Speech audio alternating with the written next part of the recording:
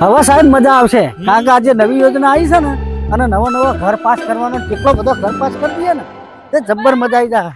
શું હતું આ નવી યોજના આવી છે તે નવો મકાન આલવાનો છે સરકાર તરફથી તે અમે બધાનો નામ લખીએ છીએ એટલે જ જઈએ.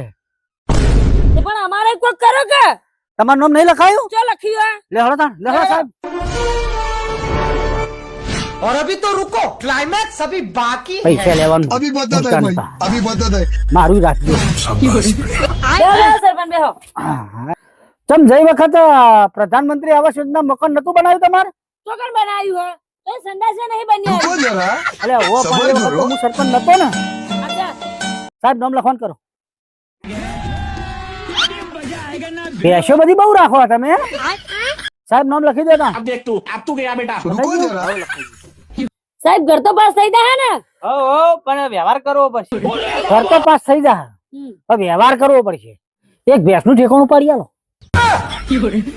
સરપંચ ભેળા લઈ જઈને હું કરશું? તમારે ચાર નાખવાની મુદ્દો એ